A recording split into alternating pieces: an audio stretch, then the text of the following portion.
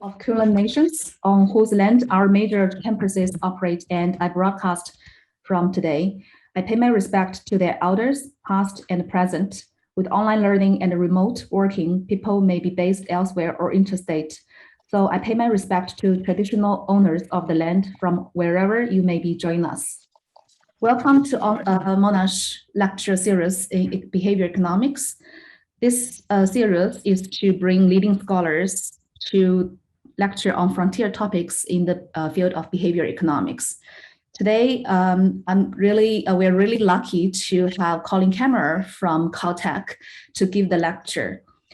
I believe Colin is someone who do not really need introduction. Many of you and most of you probably have read Colin's work, whether you are interested in social preference or financial decision-making or organizational decision-making or how neuroscience inform economic decisions.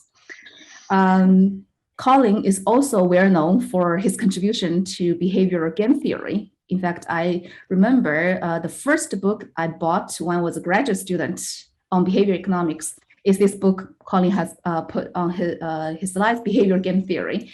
And I remember everyone was telling me that is the reference book you should have if you were to teach behavior economics. So I'm really excited today to hear what Colin is going to say about this topic, individual behavior and game theory. The lecture will be 1 hour and 20 minutes. Please only asking clarifying questions, short questions during the lecture. After the lecture, we will have half an hour Q&A discussion, and you are all welcome to asking questions and join the discussion at that time. We will have Nina Xie, our graduate student here, to monitor the questions. Please, you can either raise your hand or type your question in the chat box if you wish, and we can read the question for you. Okay, so without further ado, Colin, the floor or the Zoom is yours. Okay, thanks. Thanks so much for inviting me. Let's go. So this is a long, like disco version of a shorter talk I'm going to give it in a month, and I'm really grateful to have the opportunity. And I really wish I could be in Melbourne, but it's far away. Okay, so I'm going to talk about mostly about descriptive models of non-equilibrium play, motivated by what I like to call natural limits on strategic thinking, where the word natural is to sort of invite you to think about biology as a basis, as opposed to maybe axioms, although it could be both. And another approach to descriptive modeling involves keeping beliefs accurate so that players have mutually accurate beliefs about one another, but they don't always best respond, and that includes things like quantum response equilibrium. So I'm going to say a little bit about both of those. The topics in gray are things I'm going to skip for time, and I want to highlight a little bit some potential topics which have been studied a little bit, but which I think there's a really potentially high impact. Many of these have been studied a lot, like communication, including Erta's famous paper on shaming and ultimatum games. And so I'll say a little about neuroscience and machine learning. Okay, so first, this is partly preferences and probably things I think many of us can agree upon, except for some. What should good descriptive models do? And like economists are pretty good at inventing new theories. So I don't think that economic imagination for new theories is really the constraint. So I would like theories to be mathematically tractable. There are lots of senses what, in other words, you should write it down. And it should have a clear prediction in almost any games or in a wide scope of games. I would prefer to see models that can fit lab and field data. Mostly we work with lab data because it's often very difficult to find a field setting in which the delicate assumptions that underlie game theory, like common knowledge of priors and payoff information, are satisfied. But I'll show you some examples of field data too. And personally, I would also like the models, if they have parameter values, like a number of steps of thinking or some kind of response sensitivity softmax in QRE, to be able to sort of predict from one set of games to another. And predictable doesn't mean there's going to be a universal constant. It just means that you can tell me about a game and I could make a sort of educated guess about what might happen in terms of the parameter values. And the parameter values also give us an opportunity, if we can estimate them at individual levels, to study individual differences in some interesting way. You know, are there people who are high level thinking and low? You know, are there type classifications like we see for traits and phenotypes? I think it's be very useful to say when equilibrium deviations are large or small, again, kind of ex ante, not just after the fact. I'll say quite a bit about that. And this is me, I would like them to be cognitively and biologically plausible. So I read a lot of theory papers I just don't think are biologically plausible. And we are animals that have evolved in a certain way, and I think we should take advantage of those data. But I understand that's not what a popular, I don't know if it's a popular view or not, but it's clear that people in experimental behavioral economics, even very adventurous people, are not spending too much time on biological plausibility, but some are. Okay, I'm going to talk about the famous P-Beauty contest. Many of you will know this extremely well, so I'll kind of rush through and try to highlight some slightly new things. I'm going to talk about an older paper of ours called Loopy, about a lottery in Sweden that illustrates a whole bunch of things: deviation from equilibrium, learning, focal points, and how QRE compares to levels of thinking. I'll talk about movie reviews, neuroscience, and machine learning a little bit. Okay, many of you will know this, maybe extremely well. The generic form of this, first studied by Rosemary Nagel, is that people choose a number from 0 to 100 simultaneously. We take some multiple of the average, like 2/3, and whoever's closest to that in absolute value wins. And this is a fun game because it's very nice to illustrate iterative dominance and levels of thinking. It's also really easy to explain. There have been a lot of experiments on this, as well as media contests. So here's two data sets, one from Rosemary and one from us. And on the left, the equilibrium prediction, again, I'm going to go rapid fire through the basics, is 0. That's the unique Nash equilibrium. And that's shown on the left with just to illustrate kind of what a bold and extreme prediction it is. It's at the edge of the strategy set, is in blue. The data, these are students from National University of Singapore. The data and the cognitive hierarchy prediction, which I'll say more about later, roughly kind of match up, and they're not that close to 0. On the right is results from Expansion, Financial Times, and Spectrum, which are 3 media outlets in Europe. If you average all those together, the nice thing is there's thousands of subjects, right, who kind of wrote in for this contest. And because there's so much data, you can clearly see there's spikes. There's a spike of 33s, which is 2/3 of 50, a spike of 22. And then there's not as much of a spike of 2/3 of 22, but then there's a substantial spike of people choosing 1. And 1 is, as the British say, too clever by half, right? Because you're not going to win. You might, it's the correct answer to the question, what's approximately Nash equilibrium? It's not the correct answer to the question, how should I pick to win money in this contest? Okay, here's one you probably haven't seen. The New York Times did this in 2015. And it did this in kind of real time. So if you logged on like I did, after there were 55,635 guesses, and you type in a guess of 19, it turns out the average of all guesses was about 27. And so the winning number would have been 18. I was very, very close, right? And again, because there's so much data here, you can clearly see the spikes. In this case, it's a bit odd. You see a spike at 66 and a spike at 50, which is a very naive number. And the modal spike by far, almost 10%, pick 33, and then a lot pick 22. And much like in the Nagel data, there's kind of a lull. There are some spikes, but they're small in magnitude, but a lot of people pick 1 and 0. That's too low. That's too low to win. This is another picture I just came across from, it turns out a Danish magazine had done this in 2005. So that's 10 years earlier, an entirely different country, different readership, right? And the data looks very similar. The size of the modal spikes is a little bit different, but the interesting thing about this game is we've been studying for 25 years, is subjectively to each individual, it's not really clear what to do. You can see there's a lot of variability, but all these pictures look the same, right? So you have something which is subjectively to any one individual, some of them think 33, some think 22, but when you look at these pictures, it replicates extremely well across a wide range of data. There's some exceptions, like if you do this at a game theory conference, the numbers are much closer to 0. And we've done it with high stakes, like 5 or 10 times as much money as you would normally earn in a simple experiment, and that makes only a little bit of difference. It does move the numbers closer to 0, but not dramatically. So our approach to this, and as well as Stahl, Wilson, Nagel, and others, was kind of inspired by Reinhard Zelton, who said the natural way of looking at games is not based on circular concepts. He means fixed point equilibrium reasoning, including QRE, but rather on a step-by-step reasoning procedure. And I think that was really influenced, particularly Rosemary, who was his PhD student. And so the building blocks of a cognitive hierarchy are a hierarchy. I like to use the hierarchy because it really is sort of a hierarchy that you can work in a loop, and it may even be a hierarchy in terms of brain processing. The L0 is level 0, just choose something salient. In a lot of applications, we assume they choose uniformly, but I think salience is actually a better replacement concept. And when there's nothing that's too salient, then use uniformity as sort of a backup. Okay, level 1s believe others are level 0.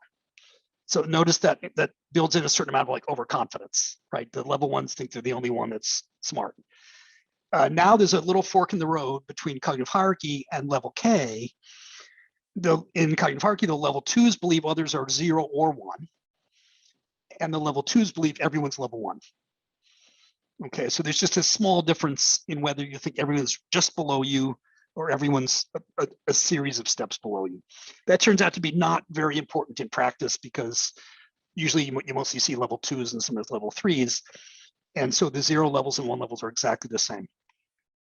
A very important question conceptually, neurobiologically, is what is the percentage of level types? And is that something you expect that to be very regular? Not really, right? It could depend upon working memory and familiarity with game theory. So we like to work with this Poisson distribution. You see some examples on the right.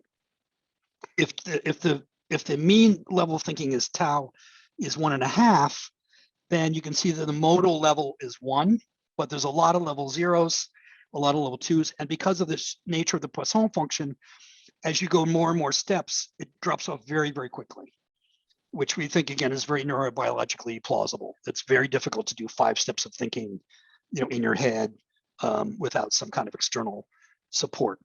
A quick note, which is that the Poisson distribution actually has an axiomatic basis. If you think that the ratio of level k's to k minus 1 of the frequencies is proportional to 1 over k, that gives you the Poisson distribution.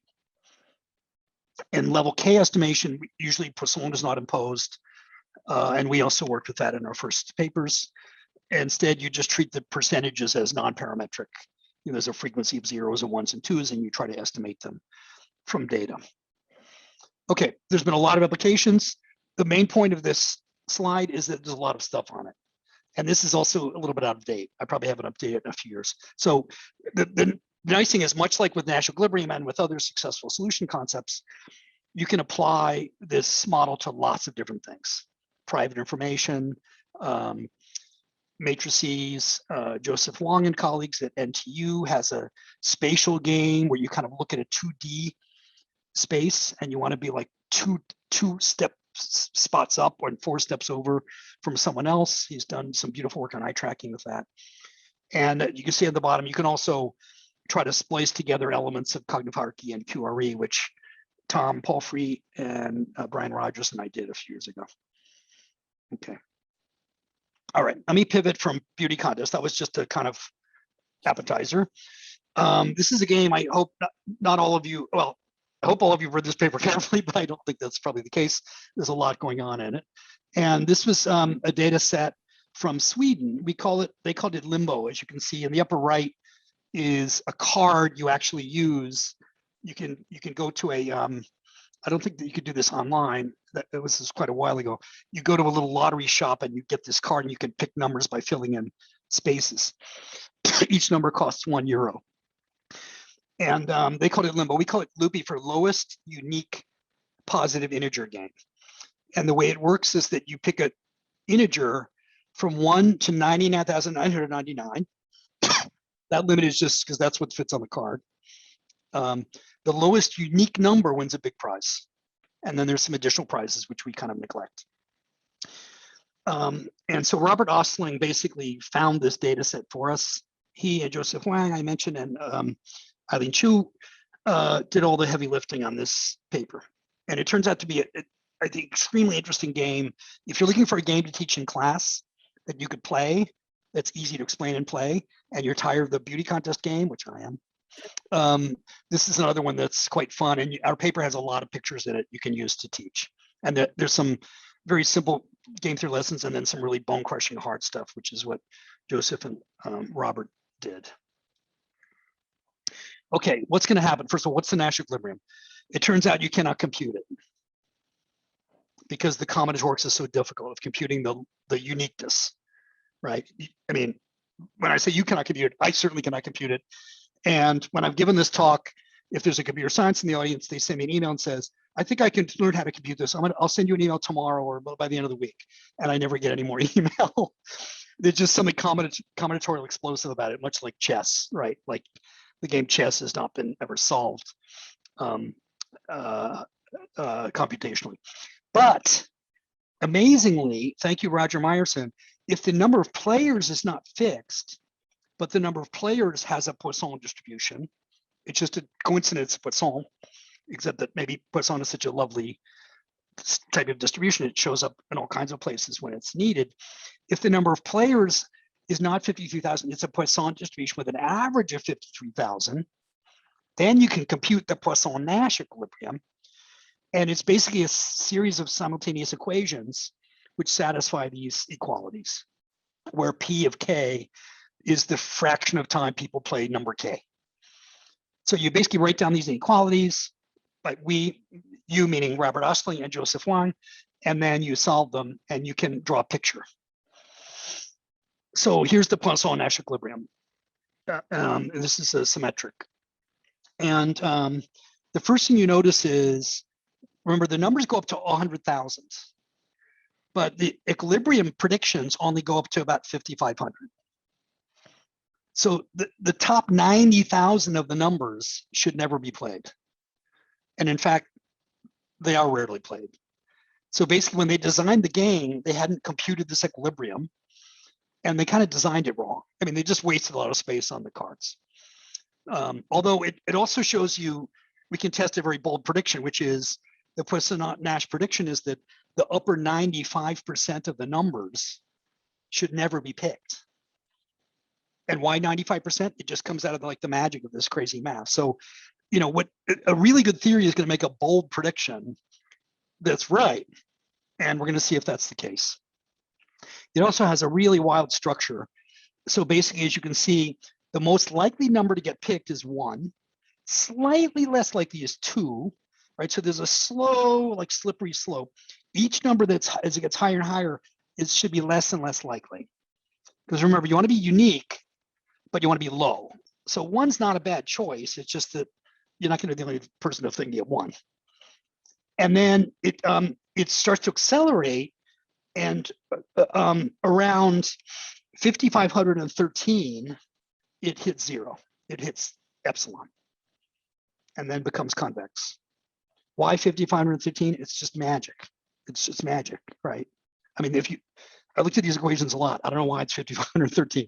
It is sensitive, obviously, to the number of players and to the number of numbers. So if you change the number range and the players, you're going to get differences. Those could all be tested in experiments. Okay, let's see what the data looks like. So this is the first week. They play this once a day. So this is 7 days worth of data. It's about 350,000 observations. And I don't know why this vertical line is there. That should not be there. Anyway, an economist would say, please ignore the vertical line. A neuroeconomist says, if I tell you to ignore it, you're definitely going to pay attention to it. So, okay. And so now the scales have changed. So the Poisson-Nash equilibrium is now this black dotted line, right? And you can see against this crazy prediction that we should have hardly any numbers above 5,000. There are some, but they're not very many. You know, there's little like hairs, okay? However, there's a lot of numbers that are really low. So the most common number, as predicted by Poisson-Nash, is 1, but it's way more common than it should be. And I think that gets at the intuitive beauty of this game, which is you need to do two things at the same time. You want to be low, one is good, but you want to be unique, right? So all these people picking one are thinking, I need to be low and unique, low and unique. I'm going to pick one. That's low. And I don't think anyone else will pick one, right? So the uniqueness requires strategic thinking, right? The low part is just numbers, right? Like if you played with the kids, you might get a lot more ones. Okay. Now, if we just focus in on the lowest 10,000 numbers, right? This is the same picture, just on a different scale. Here's the Poisson Nash equilibrium prediction. Now it's in pink. And I want to call your attention to three features of the data. There's too many low numbers, like way too many. There's a lot more high numbers than there should be. There shouldn't be any. It should be just a trace. I don't think those are crazy choices, right? Somebody picks like 8,132, and they think, well, at least I'll be unique if I'm, if all the low people, cancel each other out. If more than one person picks one, and more than one picks two, and so on. And as a result of too many lows, too many highs, there's a gap in the middle from about 2,500 to 5,000. There's not enough middles, right? So what we'd like would be a theory that can produce data that's kind of like this: too many lows, not enough middles. And let's see how cognitive hierarchy does.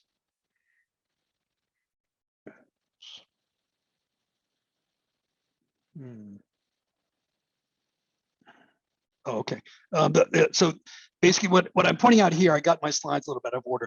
This is for those of you who speak Swedish or read Swedish, this is a list of days, and the Limbo number is the lowest number, right? So you can see that, and this is the number of people who played, I believe, right? And so you can see that on the very first day it was 162, really low. Then it goes to around 2,500, 3,500.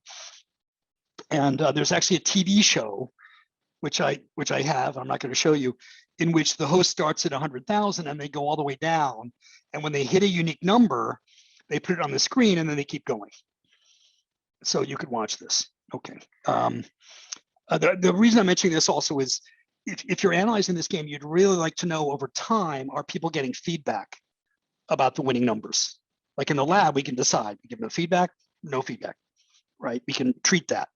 And in the field, you'd like to know if they're getting feedback. I don't know how many people watch the TV show, but there is a TV show. And on their website, you can see a list of the winning numbers. And if you wanted to study learning, which we'll talk about briefly, it would be useful to have that stuff.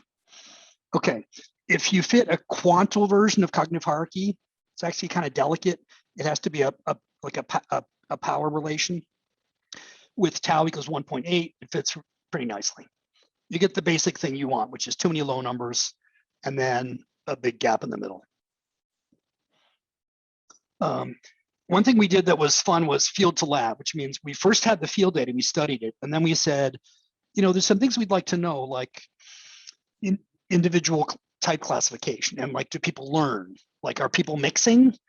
As some of you will know, there's an idea called purification in game theory, which is that you could get a mixture in the population, even if every person plays a pure strategy over and over, but it's different pure strategies, right? And we want to know, like, if the people who pick one, are they going to learn how to play one? How fast do they learn? So we ran this in a lab at UCLA, and there's no room for 53,000 people, so we had about 27 people, and they picked numbers from 1 to 99. And so the Poisson Nash equilibrium has a similar shape, but numerically it's different. And this is the data. The dotted line is Poisson Nash, and the blue bars are the data from the first 7 times they played. It fits really well. It does have this property where there's the high numbers, the low numbers are a little too high, like too many 1s and 2s. And there's only a little gap in the middle, but it's the estimated level of thinking is 8. So this is an example I'm going to repurpose later of where there's something about the structure of this game. If you play it in the lab with a small number of people, college students at UCLA, and numbers from 1 to 99, somehow they equilibrate very fast. It's not good, and they're not solving those equations, right? It's just somehow their intuitions and some thinking process is helping them get close to Poisson Nash equilibrium. So this is a fun, again, teaching sales pitch. If you want to teach people when people deviate from game theory, you can use this. If you want to teach them the magic of game theory, that you get this Poisson-Nash, and people are actually pretty close, even though nobody knows who Poisson and Nash are, you can do that too with the blue chart. Okay, let's see if this works. Great. This is a GIF that Robert Ostling made. This is the first 49 days, and then they stop the lottery after that. So you can see a real-time, this is all of the data. And you can kind of see, I'll just play it a couple times. You can see all the people at low numbers like 1, and then they gradually, after about 2 weeks, well, 4 weeks, it gradually shrinks. And the data is kind of filling in toward the Poisson-Nash equilibrium. So sure enough, there's another paper by the authors in the lower left. Sure enough, the best fitting model seems to be something like imitation learning, right? Where things like reinforcement don't work at all because only one player is getting reinforced. So you need something like, you know, I see who else won and I kind of move in their direction. And that fits pretty well. By the 7th week, you can see that those big spikes, which was 150 people picking 1 and 2, it's down to 40 people. They're still too high, but it's moving in the right direction. And they're almost completely filling in this gap. Now, instead of a gap from 2,500, the gap starts around 4,200. Okay, one more thing on this game. What about quantum response equilibrium? And it turns out that you can compute the quantum response equilibrium for the small game that we did in the lab. And this is what that looks like for the numbers 1 to 20. Again, the higher numbers hardly ever get picked. And as the QRE sensitivity is marked by this blue line. So as the QRE sensitivity goes from 0, which is random, gets higher and higher and higher, moves to Poisson-Nash, you can see that this thing grows. And so it converges to approximately where the Poisson-Nash equilibrium is. And so the answer to the question, can QRE explain over choosing of really low numbers? No, because it converges from random and it starts to grow like a hump where the Poisson-Nash equilibrium does. It cannot predict the overshooting of the really high numbers. So when you're comparing these theories, this is one in which QRE doesn't do it. It doesn't help you meet the data, but the cognitive hierarchy ones do. One more thing that's kind of fun. So I remember I said that I think level zeros, we should think of them as choosing things that are salient. They're not strategic. They're just picking like lucky numbers, things that spring to mind, maybe the center of a display, right? If it's a map. But you do see, if you zoom in on numbers from 1900 to 2000, this game was played in 2007. If you zoom in, there's a lot of numbers between 1930 and 2000. They're probably birth years, years in which certain events occurred that were memorable, birth years of children sometimes. But there's a little bit of strategic thinking, right? Like look at 1940. There's a lot fewer 1940s than 1939 or 1941. So there's a people thinking, oh, you know, my father was born in 1940, but you know what? A lot of people might pick 1940. I'm going to pick 1939. And actually more people pick 1939 than 1940, right? So they're being a little strategic, but that's like level 1, not level 2. Anyway, so the nice thing is you can see in this game, lucky numbers and focality, right? And no standard theory can predict this focality. You need a specialized sort of module of, if people aren't sure what to pick, you know, what numbers would spring to mind that may have some personal association. And that's, I think focality is a very interesting question in game theory, and it's very fundamental, especially if you have coordination games with multiple equilibria. You know, we know that one equilibrium may be more focal or psychologically prominent, as Schelling talked about. Okay, just a quick recap. So the reason I'm selling Loopy, here's the product. It has a sharp Poisson-Nash equilibrium. That's very nice if you have super brilliant math kids who figure out Nash equilibrium and they want to do like the advanced work. Poisson-Nash, there's plenty to do. It also makes it amenable to lab and field. There's an interesting conflict, as we said, between low, which is easy to do, and unique, which requires real strategic thinking, and so forth. Okay. All right. This is based loosely on a paper that Ernst Fehr and I wrote for Science a few years ago. I forgot to put the citation in, and Rosemary Nagel has a new paper on this, which is very interesting. So it is not the case, as you'll know if you remember my book, it's not the case that the first time people play a game in the lab or a lottery in Sweden, that they're always far from Nash equilibrium. Sometimes they're surprisingly close. So you would like a theory that can explain when they would become close, probably through some mental introspection rather than learning, by watching Swedish TV, and explain when meaning for what class of games they would start out far from equilibrium. Like that would be cool, right? When are they close? When are they far? And so our paper is not a theory paper, and so I may be using the language a little too loosely. In fact, I'm sure I am. But there's a concept in game theory, I believe, from Fuderberg and Tirole and others around that time, of strategic complements and strategic substitutes. And strategic substitutes means if you pick a certain kind of number, I want to pick a different number. Complements is if you pick a number, I want to pick the same one. All right, just like consumer theory, goods that are substitutes or complements.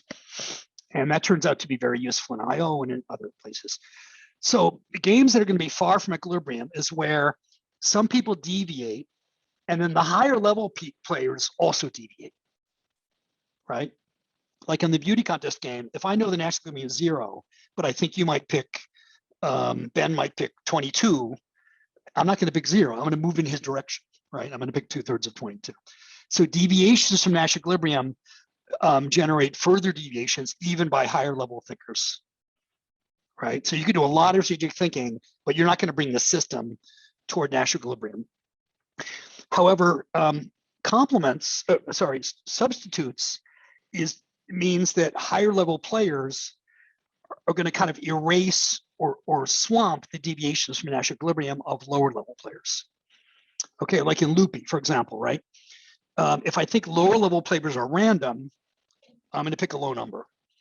If I'm level 2 and I think there's random players and ones, I'm going to pick a higher number, right? So if I knew those data where there's a gap in the middle, I'm going to pick numbers in the gap. I'm going to kind of fill in Nash equilibrium, right?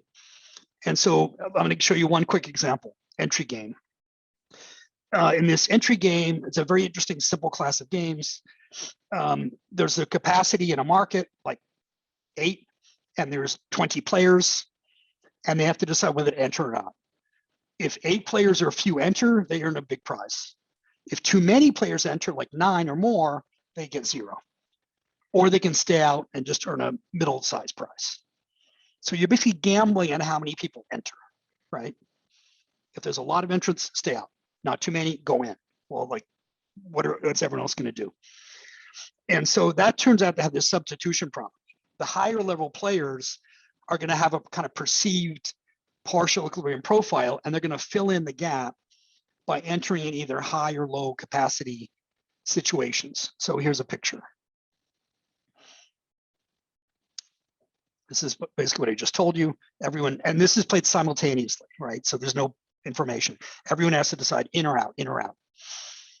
And if, so the number C is announced. They know the capacity is, say, 8, and they know there's 20 of them, and they try to figure out, should I try to be one of the lucky 8 and earn more, but if too many people enter, I get nothing.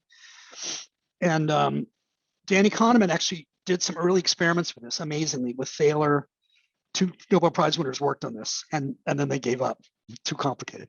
Thaler and Kahneman worked on this with Jim Brander, who was the colleague at UBC at that time, and they just kind of like futzed around with it. I'm not even sure why they were so interested in this game, but Danny wrote about it in a book chapter, and I think they gave up because what happened was that around C people would enter, but they couldn't figure out what the psychology would be.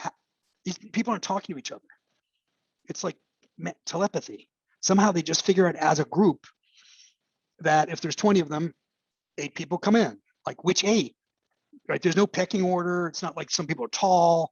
There's, how could you be implementing this approximate equilibration? So Danny wrote, to a psychologist, it looks like magic.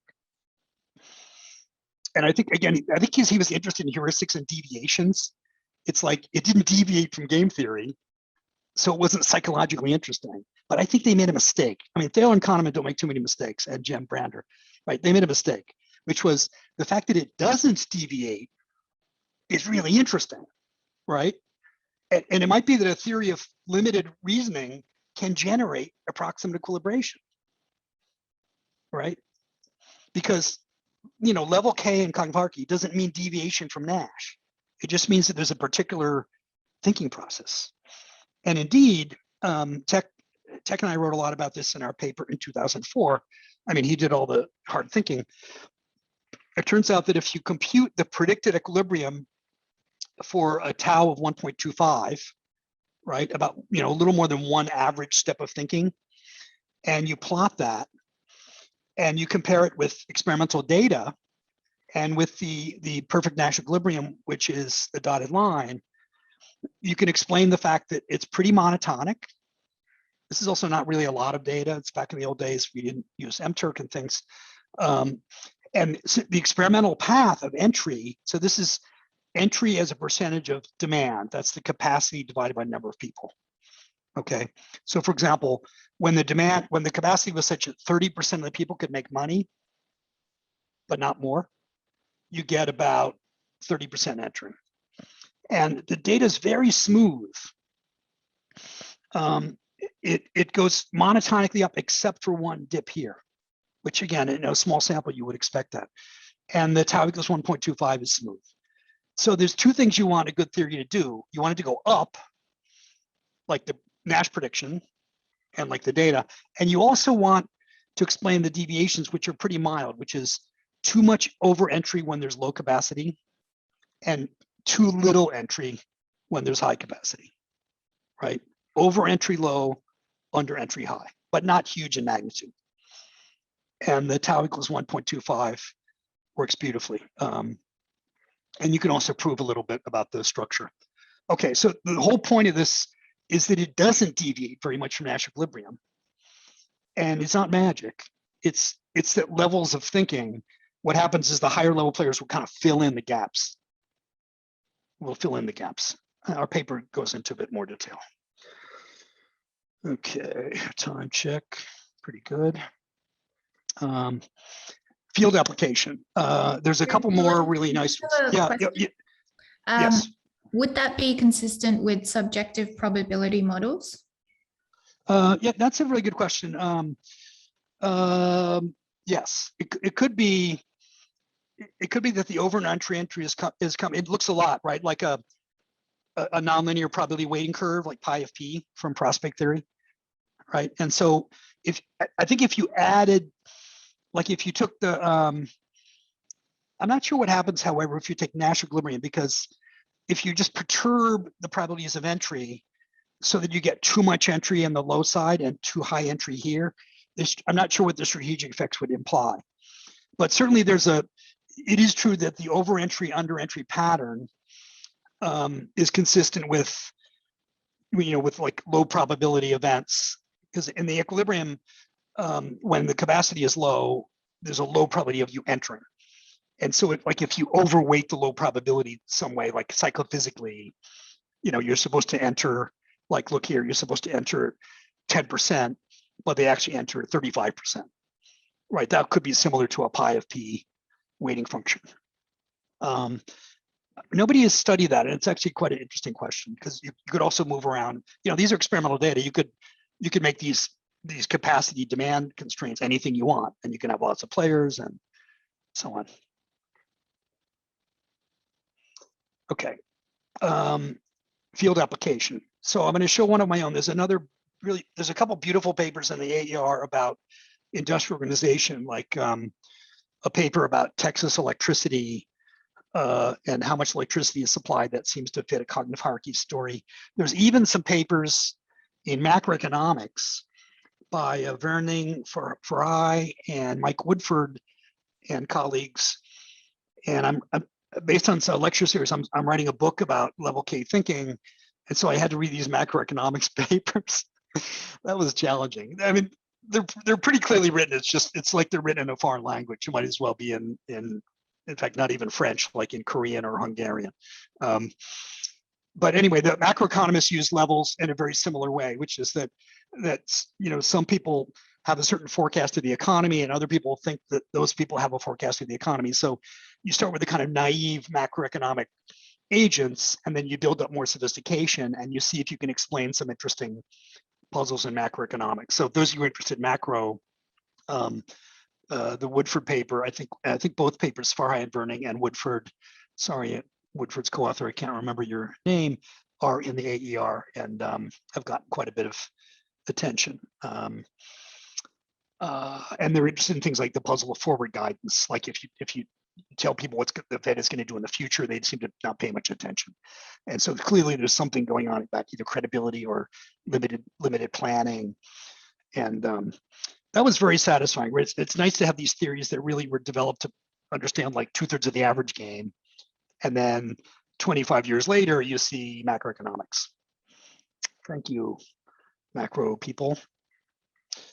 Okay, so this is and those aren't empirical papers, those are theory papers. So it remains to be seen if you took those theories and tried to fit macroeconomic data on inflation expectations, unemployment, and what all the things people are interested in, whether you could actually explain the puzzles empirically. But at least it's a start, right?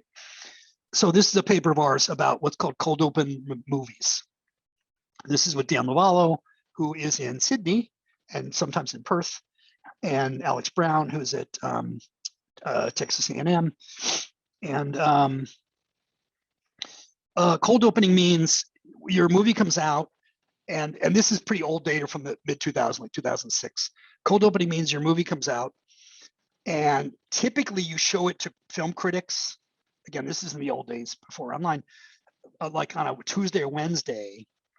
And then on Friday, the review is in the paper and the movie comes out on Friday into a movie theater. Do you remember these things called movie theaters where you go out somewhere and you sit in a dark room and you pay like a lot of money? It's not streaming.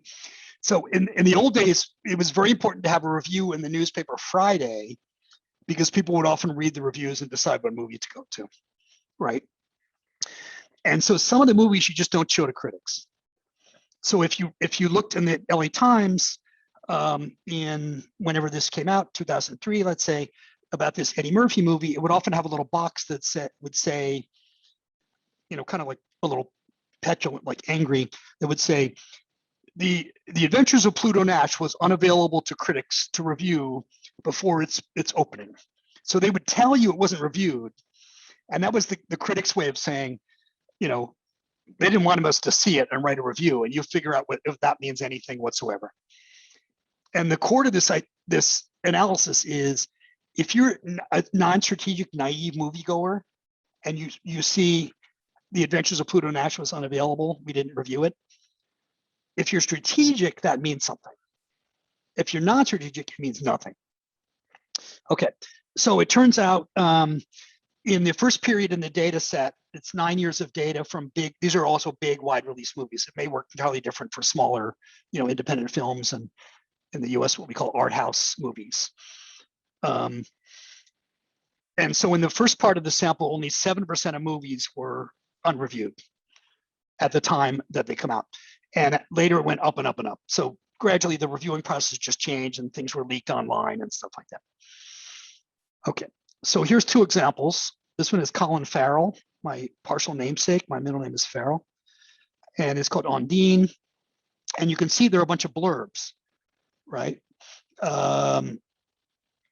Somebody here says it's a charmer, maybe one of the best films Neil Jordan has made, entrancing, a pure delight.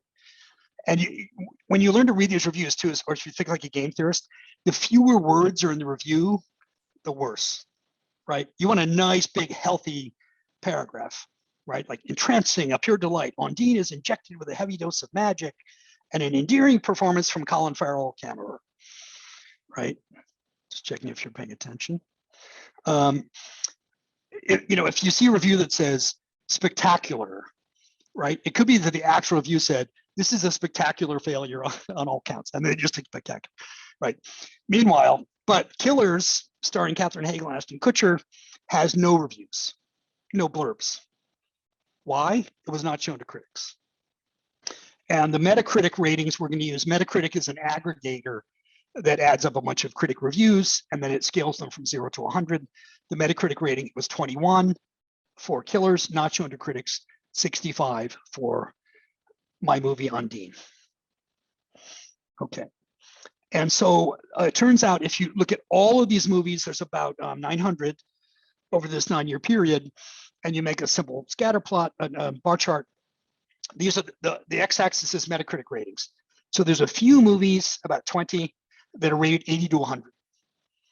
And then there's more that are 60, 80. Most of them, because the Metacritic's aggregating, it generates a roughly Gaussian curve with a little bit of a fat tail, right? It's adding up 20 or 30 different reviews. Central limit theorem for your students. And the movies that are 40 to 60 that are in the middle, like Ondine is over here, 65, Killers is here. 40 to 60, hardly any of them are cold open. They show them all to critics, pretty much. When you go to the 20 to 40 range, the cold openings as a proportion of the bar go up, and 0 to 20, half of them are not shown to critics.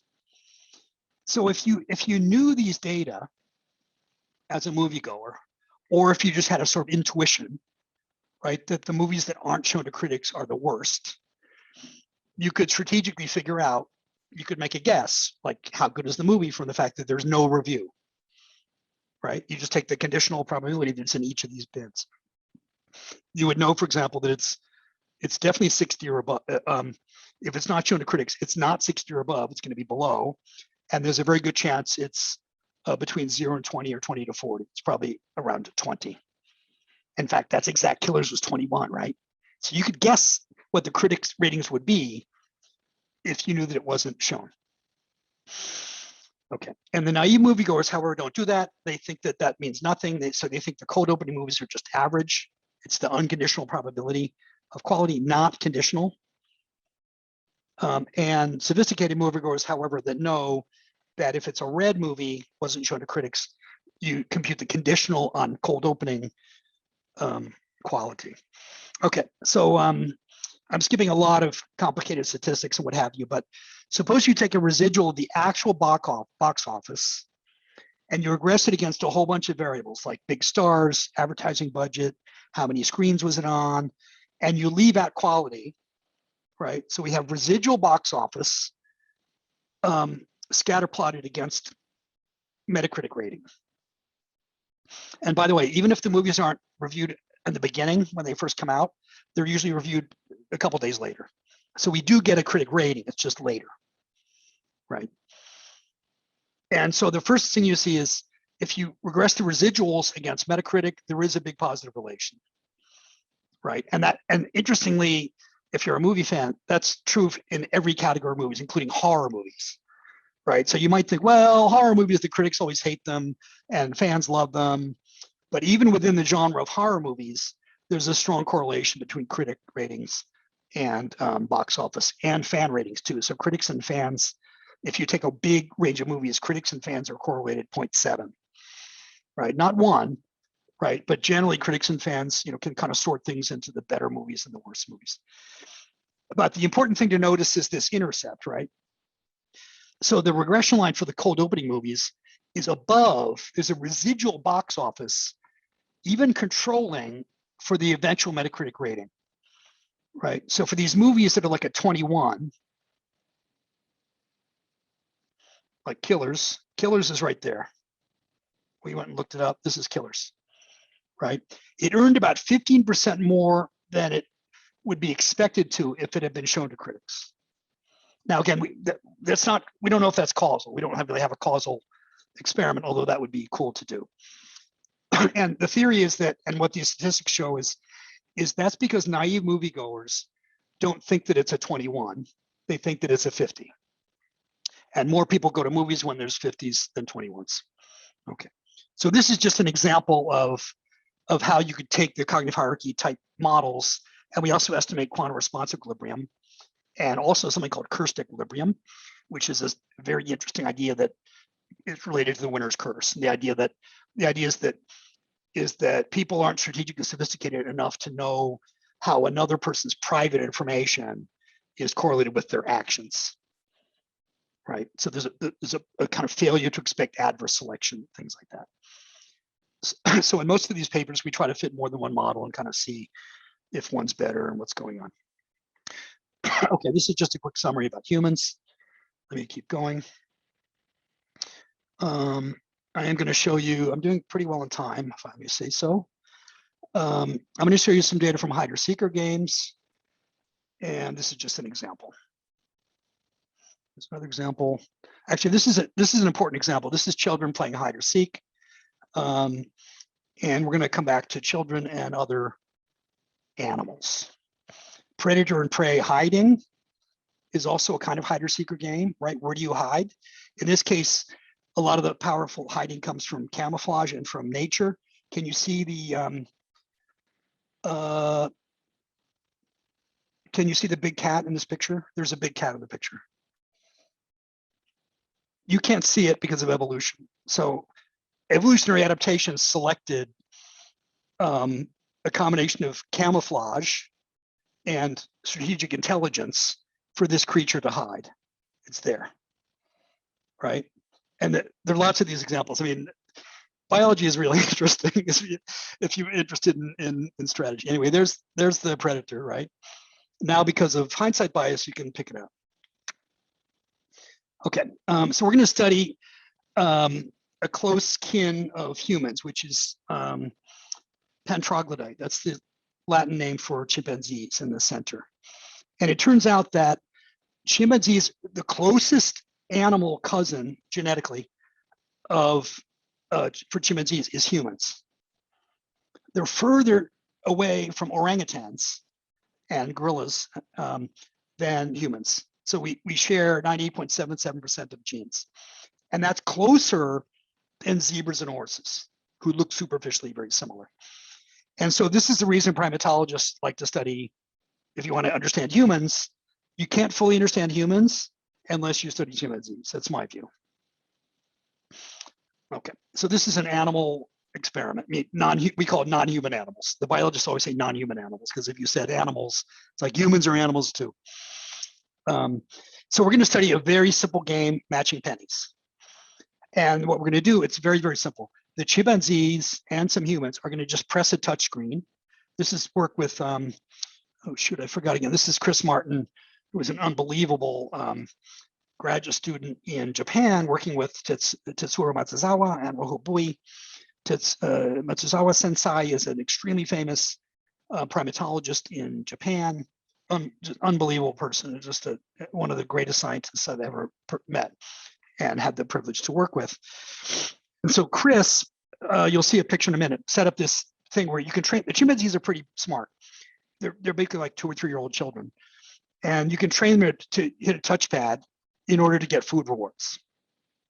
Okay, so they're the smartest animal in terms of trainability. And so this is a hide-or-seeker game, also sometimes called matching pennies, in which the seeker wants to, they choose left or right simultaneously. They're actually next to each other in a plexiglass booth. They choose left or right. If you're the seeker, you get X food units if you match on left, and Y food units if you match on right. And the hider gets 2 food units if they mismatch. Okay. And I should add, like, game theoretically, this is not that fascinating of a game yet. It's a unique mixed Nash equilibrium. Boring, right? But if you change the X's and Y's, it turns out when you change the X and Y's, the payoffs to the seekers, as many of you will know if you taught game theory, if you change the X's and Y's, the seeker's probability of choosing right and left doesn't change at all. They should choose 50-50 because the X and the Y influences the other player, right? Because the mixtures are designed to make the opposite player indifferent between the strategies. And so if you change X and Y, the higher probabilities of choosing right change. That's an extremely bold prediction.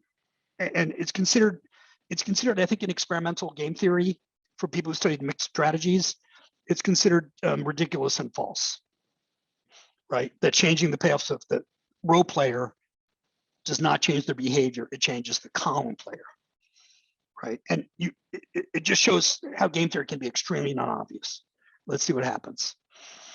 And again, this just shows the prediction. So if you change the one number X, the Nash predictions about the seekers don't change. It does change the hiders. As you make X bigger, it means they should choose right more often. All right, very simple testable prediction. So we went to Nagoya, which is a small town outside Osaka. They have a big primatology institute. It's an amazing, one of the greatest days of my life. Going and watching the chimpanzees, they're really something else. And so there were two chimpanzees. They all have names. This is Ai and Oyumu. Ai is actually quite well known in Japan because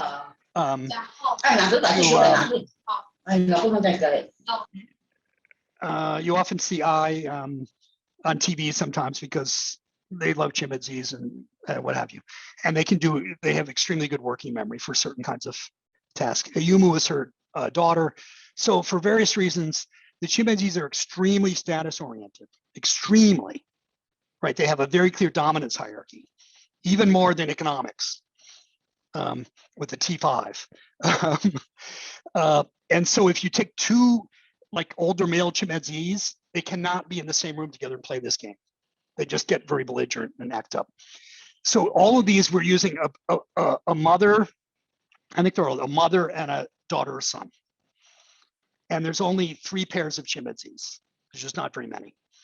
And the reason is partly in animal research, you're not really supposed to use too many animals because the idea is that the animals are doing this kind of a service, right? And we should use them kind of sparingly.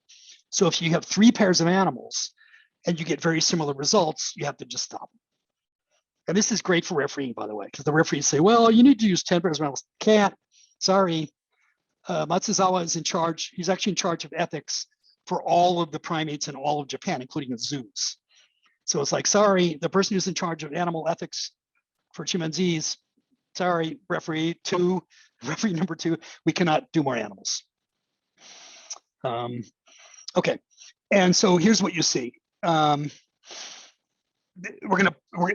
Each of these is gonna be one person, one animal's behavior average over hundreds of trials. So they played lots and lots of times.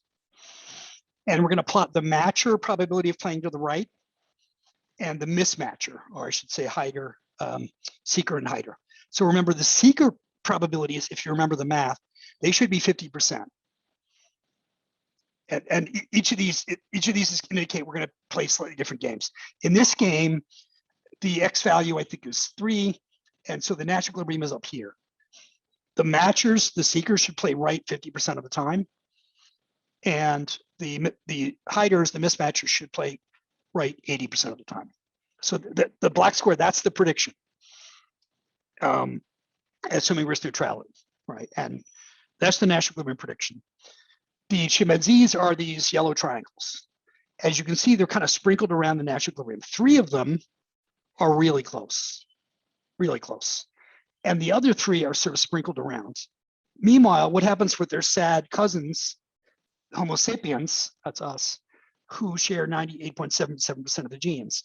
Homo sapiens just barely moves away from 50-50 in the direction of the Nash equilibrium.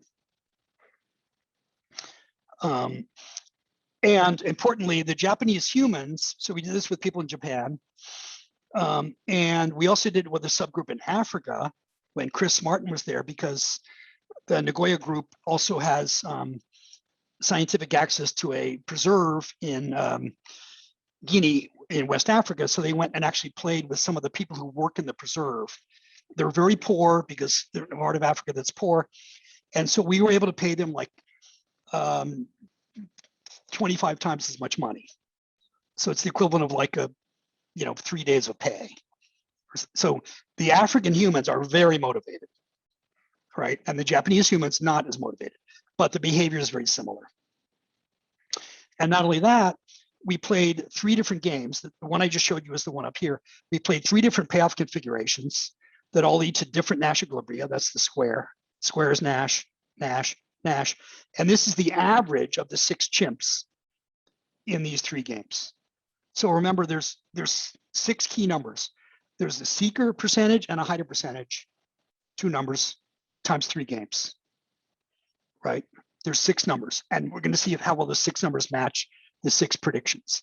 They're incredibly good, except for one case, which is seekers in this game. Except for the one case, they're off by about 10%. And again, normally in experimental economics, that would be, it's not bad, right? Except for that, 5 out of 6, they're within 0.02 or 0.03. So I claim this is the best evidence ever for adherence to Nash equilibrium for any animal species ever. And they're chimpanzees. Why? Matsuzawa has an idea that we talk about in our paper called the cognitive trade-off hypothesis. And roughly speaking, what it means is kids, when they're 2 or 3, love to play hide and seek. And they kind of hone their skills at hiding and seeking. But then they start to talk, and then they do what's called group play. And mostly they like to cooperate, right? Like they'll form groups and they'll play basketball, or they'll help each other on a project.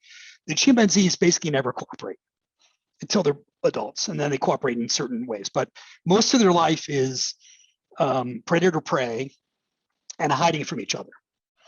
They even have something called sneaky copulation, which means, well, you can figure out what it means. It basically means the high status males, much like politicians and film producers in Hollywood, spend a lot of their time and energy trying to have sex with somebody else's mate. And that's a hider-seeker game, right? You have to find the right spot and the right time of day. So the chimps spend a lot of their ecological time playing hider-seeker, hider-seeker, hider-seeker. And Matsuzawa thinks that that's why they're so good at these games compared to humans. Humans are good at a lot of other things, like building large societies, war, football, and lots of other stuff, but we're not so good at this. Okay, on to some what I'll call high potential topics. Neuroscience. Oh, let me just mention the other. Communication, something I refer to. For a long time, game theory really gave up on communication because of this idea of cheap talk, right? Like if I talk to you before we play a prisoner's dilemma, nothing will happen. It turns out that a lot happens. Pre-play communication before you play prisoner's dilemma is one of the biggest generates a big increase in cooperation. And so there's a lot of interesting communication you can study, and lots of experimental economists have been working on that. So, but when I say high potential, I mean there's a lot more that you could do. Emotion, I don't have time to get into unless you ask a question later. I can say a bit more about that. But I will talk about neuroscience, just a taste, and machine learning. Sorry, Colin, So there's a question about the previous slide. So Bing Lin okay, yeah. asks, is there any behavioral difference between chimpanzee mothers and daughters? I don't think so. I don't think so. Actually, one thing we thought, again, we only have 3 of each, so it's not a very high power comparison, but it's a very interesting question. It is true that generally, much like humans, the younger chimps are a little better at like memory and perception. And as they get older, the moms are going to do less well. Like the younger chimps probably are faster to respond, to press. And they may be more accurate, like they press in the center of the square. So there's probably some cognitive differences.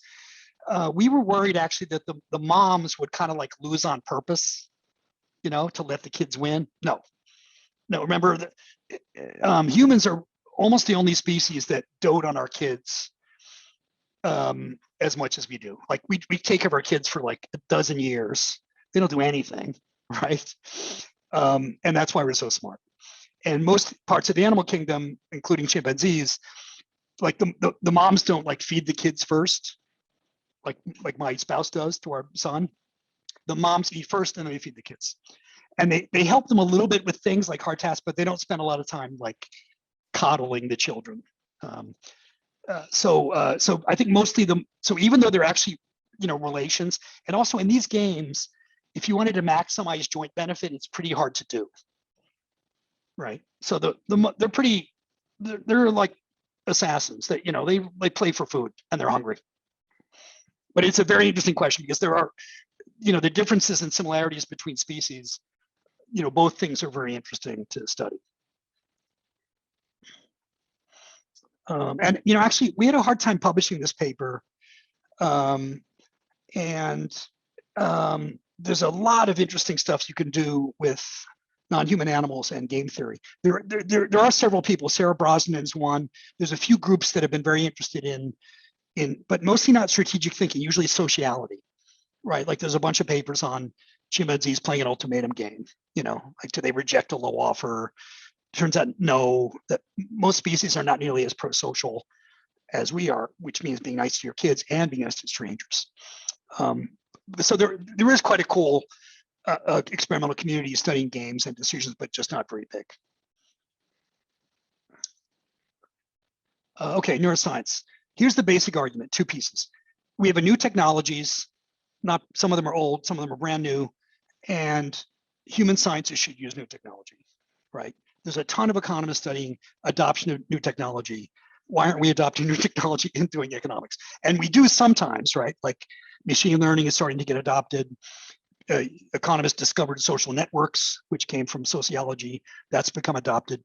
But in general, economists are allergic to machines to produce data, including a lot of experimental economists, right? More and more people are studying eye tracking and facial recognition of emotions and things like that, but there's a lot more we can do. Second is, in many areas of economics, including game theory, we have a lot of theories chasing very few data, right? Like think how many papers there are on the LA paradox, or the Ellsberg paradox, or explaining the prisoner's dilemma, right? And so you might think, well, if we just do enough experiments, it'll be easy to tell these theories apart. It's not, right? It's not impossible, but it's often not that easy. And the type of data I'm going to talk about, including choice process data, response times, eye tracking, psychophysiology. I'm going to show you, say we give people a neuropeptide and see if their behavior changes, fMRI, EEG. You know, all of these are pretty low cost and useful, except fMRI. Everything else is not that expensive. Usually there's a big fixed cost, low marginal cost. Okay. Colin, so yeah. Paul McIntosh asks, is there any VR being used? Modern headsets, yeah. eye tracking built in? Yes, yeah. Especially in kind of social and affective neuroscience, I think there's quite a bit. Like if you want to study threat, you know, you can have an artificial tiger, and you'll be scared. One of my colleagues has worked on it a little bit. We haven't really. Caltech is very small, so we try to do a little bit of almost everything, but there's some stuff we just haven't done. And I think you can think of a lot of really interesting applications where you could add a visual dimension or a lifelike dimension, you know, to an experimental lab. And as the cost of VR comes down, you know, it's going to be really easy to do. It's like with fMRI, I think of a lot of these techniques as like an answer in search of a question, right? So there are two parts that are hard: figuring out how to use VR, or figuring out how to do brain scanning, or how to administer a drug. And then what does that tell me scientifically? Like, what would I use VR for that would help me understand something, you know, Okay. Sorry about that.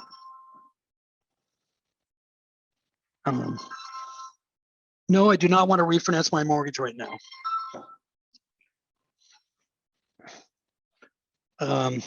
Multitasking. Okay, this is a study that Claudia Brunlieb and Giddy did with a bunch of other people. You can see I'm not the last author.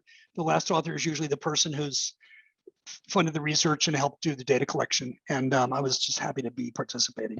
So Claudia was a graduate student who came to Caltech for a few months, and we designed this. This on the right is a molecule called vasopressin.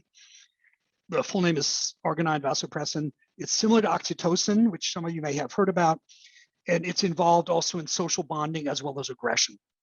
And so after a lot of planning, we decided to give people, you can nasal spray vasopressin right into the nose. It goes right into the brain. Oxytocin does not work quite the same way, so it's very messy in terms of getting a clean causal inference. And this is a causality study, right? We're going to want to see if we give somebody a neuropeptide, do they play a game differently? And the game we picked is Stag Hunt. And so Stag Hunt, I hope you can quickly appreciate or know, has two pure equilibria, stag, which in this case gives people 210 euros. We didn't pay that much money, we paid a fraction. There's also an equilibrium in rabbit, which means in the left game, if you choose rabbit and the other person chooses stag, you only get 40, right? And they get 0. So unless you're pretty confident they're going to choose stag, you should choose rabbit. So rabbit's sometimes called risk dominant or safe. But we're going to change this payoff, the payoff from R and S, from 40 to 60 to 70, up to 130. So we play a whole bunch of different games with exactly the same structure, no feedback, because we want to study thinking, not learning, except that this number 40 to 130 changes. So, and as you can imagine, as the R number goes up from 40 to 130, choosing rabbit becomes more attractive. The percentage of stag choices goes down. So the treatment effect of changing the incentive is clearly evident in behavior, right? You know, that matters. Okay, and when you give, we did this only with 15 people in each group, and then we have a replication. If you give people, half of them get AVP, nasal squirt, it takes a while for it to, like, they call it load, for it to like get into your system. And we also ask them later, and some of them get a placebo. So they smell the same, you know, unless you were really expert, it would be very difficult for you to tell if you got AVP or placebo. And we asked them afterwards, you know, you may have gotten this one, you may have gotten this, they don't know. And it's interesting because their behavior changes. So this is the percentage on the y-axis, percentage of people choosing stag. In the placebo group, it's around 40%. And again, it is sensitive to the incentive, to that one payoff that we changed. And in the AVP group, it goes up to by about 10%. And it's not a really big effect. It's very weak statistically, but we also did a behavioral application without brain scanning, and it looks very similar, very similar. So this is what we call internal replication. And we also did this with fMRI. I'm going to skip all the gory details. It's kind of complicated, but I will tell you that what we found was that there was differential activation in dorsolateral prefrontal cortex. And if you do a certain kind of analysis and you ask what other areas were active around this in the same time, like is the dorsolateral prefrontal cortex like seems to be communicating statistically with another area, you get a small region in ventral pallidum, which is part of the reward circuitry called basal ganglia. It's an area that has a lot of vasopressin receptors. So we think that's where the vasopressin is actually going into the brain. And that you can causally change activity in that region, and it changes male bonding, like how much the males play with each other, as well as monogamy in a species called prairie voles. And if you know something about voles, play a very interesting role in social neuroscience because there's two types of vole species and they behave very differently. So the punchline of this, there's a lot more gory detail in the paper, is what we did was we were able to shift behavior to the SS equilibrium. We didn't do it by changing payoffs, although that does have an effect. We didn't do it by like having people talk to each other. We did it by giving them a neuropeptide. If you give people this neuropeptide, which is known in humans and other animals to kind of influence like social bonding, we change equilibrium predictions. So the next time somebody writes a textbook and it has a section called equilibrium selection, selection is just a name for like, how do you figure out what's going to happen if you have two equilibria or more? In this section under equilibrium selection, you can say Harsanyi and Zelton both studied this. They wrote a big book about it. Their idea was payoff dominance, risk dominance. It doesn't work that great. It works okay. And one thing that does work, arginine vasopressin, right? So you could have two reactions. You could say, why do we care about vasopressin? I care about game theory. Do you care about what behaviors are people exhibit in game theory? Then you should care that I gave people a neuropeptide. I changed what they did. And the paper has a lot of controls. Maybe it's risk aversion, maybe they become more pro-social in general, like in a dictator game, and it doesn't appear to be any of those things. Last part. Machine learning. Okay, I'm gonna go fast. This is work with Gideon Ove, Alex Smith. I think Pablo also, who may be in Melbourne, still started to work with us on this. We haven't quite, he did a lot of work. We haven't quite got it off the ground. We're going to use machine learning in a very simple way. we're going to try to predict in a bargaining game whether they come to an agreement or not. And to fail to come to an agreement, to come to a disagreement means they get no money in that trial. They do lots of trials. So that's bad for them, right? But if you know some game theory with incomplete information, there is a predicted rate of failure to deal because people are trading off trying to get more money for themselves with building kind of like reputations, roughly speaking. And so the way it works is each player sees a little strip. There's each period, there's a pie, which is 1, 2, 3, 4, 5, 6. One player, exactly one player knows the pie. So this person sees pie size is 4. The person they're playing with, they do not see that. So it's one-sided incomplete information. And what they're bargaining over is how much the uninformed player gets, right? And they bargain by just moving this cursor. So the first 2 seconds, they fix the cursor. So this is the informed player. They know the pie size is 4, but they're only offering 75 cents. So they're trying to like make the person think there's not very much money. And then the other person comes in. This person asks for $3. That's half of 6. So they're very far apart. Oh, I can give you 75 cents. I would like $3. They only have 10 seconds because that way we can do a lot of trials. And if they make a deal, what happens is if they move their cursors, if they line up at the same spot, boom, a little green bar shows up. That means you agreed. And then they get that amount of money. If they don't agree by the end, there's no green bar, they get nothing for that trial. Okay, it turns out there's a lot of really elegant game theory going on behind the scenes. I'm going to skip that. What we're going to do is we're going to measure a whole bunch of things, like how far apart they are, like is there a change when, you know, the data is going to be a step function, right? Where people move these cursors. Like if your cursor's here, blue, and Urta has her cursor in blue, and I move my red one closer to her and she moves away, right? She's being really a pain in the neck. Does that mean we're not going to have a deal? Or does that mean that she's shown that she's tough and I'm going to concede? So there's a whole bunch of statistical properties of these data. And what we do is something called lasso. Lasso is just straight regression, except we penalize betas. So if you have if you fit the data and the beta is too high, there's like a deduction to goodness of fit. It's one of the easiest kinds of machine learning. It's not very complicated at all. Lots of packages can do it for you. And what we're going to do is we're going to try to predict before the end of the bargaining from these process data whether they're going to come to an agreement or not, and see how well we can predict. So each of these is a variable. They're called features in machine learning. So you can see it's like the initial offer, the current offer. Was the last mover, is the person who moved last the informed person, right? Maybe that means they're moving in a good direction. Did they ever match, did they match earlier in the trial? How much time elapsed since the last uninformed person changed? There's a huge list. And what the colors indicate is how predictive this variable is at different points in the game. So after 1 second, the current offer, if it's a high current offer, that predicts a deal. If the initial difference is negative, that predicts no deal. So pink means more chance of a deal, blue means less chance. So this is just a picture of what's going on. And you can see the black spots, those are variables that get shrunk to 0. So those are not used in the lasso. Okay. And this is the last important picture. Let's look at the t equals 5 seconds. So this is called an receiver operating characteristic, ROC curve. Basically, you want the true positive rate to be high. That means we predicted a deal, there was a deal.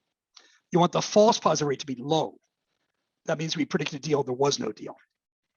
So you want to be, a really good theory would be in the upper corner. It has a very high true positive rate, very low false positive. You want to be upper left, upper left, upper left. And this line in the middle is 50%, which means chance guessing. I have no idea. And what you see is 2 seconds in, the process data predicts okay, but you can do better. You can predict better and make fewer mistakes, false positives, using just the pie size. If you put the pie size and the process data from previous together, you do about as good. But after 5 seconds, right, now the process data and the pie data are the same. And remember, all of game theory you can get predictions from the amount of money about whether they're going to come to a disagreement. So when the money is small, they're more likely to disagree.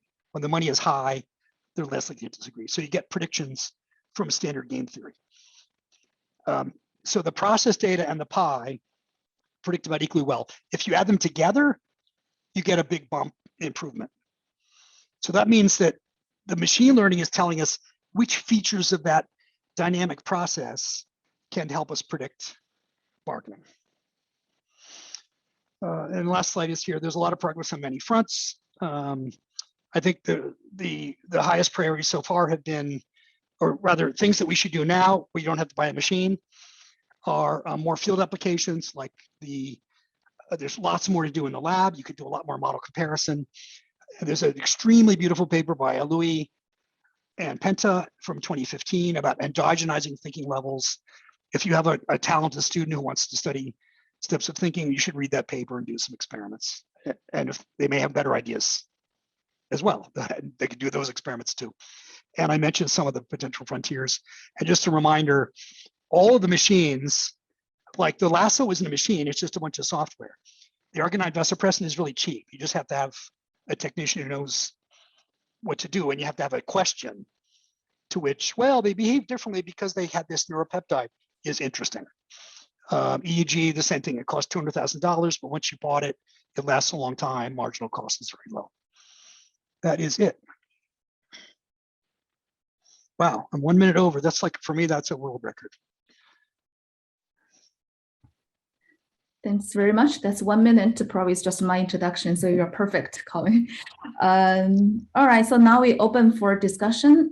Anyone who would like to ask questions, please raise your hand, or if you would like, you may also just type your questions in the chat box.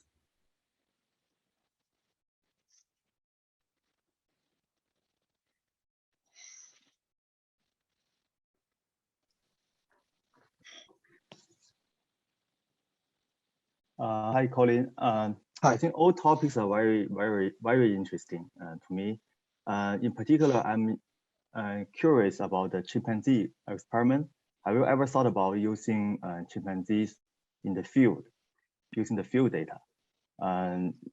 Sometimes, I mean, the chimpanzee may play the real game in the jungle, right?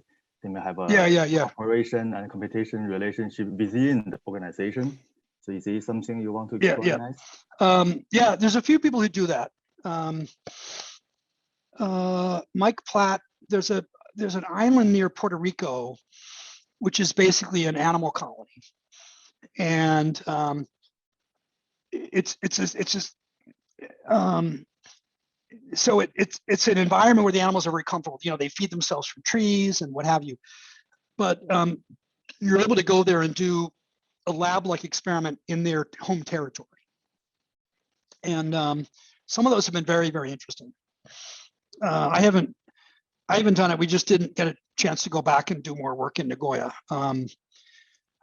But I think that's absolutely fantastic. And another, since you asked about that, another couple of comments, which is one of the really exciting things that's happening in non-human animal research and humans involves geo-tracking. So with these chimpanzees on the island of Puerto Rico, you can track them, and you can get very fine-grained spatiotemporal data on where they are. So you know, if you think they're like playing hiding-seeking games, you can see the hider and the seeker, like where do they go? How long do they wait there? Do they switch? That is just an incredible, beautiful data. And again, the cost and the ability to do it has come down to where, you know, you could do that. I have one more thought about that, but let me see if there's some more questions. I may come back to them. So Lawrence Chu has a question. Hi, Colin. I'm just thinking about the machine learning project that you presented. I was wondering, did you also try to input like social demographic factors into the machine learning algorithm, or was it not meaningful? I'm just wondering offhand. Sorry, I'm being dumb. I thought this would help me. Oh, I know what happened. We did not. But For some reason I can't find all the slides. Then it has the machine learning. Sorry, I'm being a bad host. Slide 83, is that the one that you? Yeah.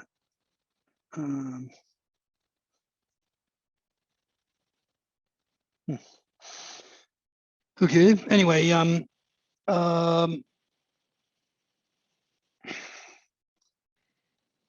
You can use page up and down. Are you trying to move? yeah. I think I may have mistakenly switched to a different version.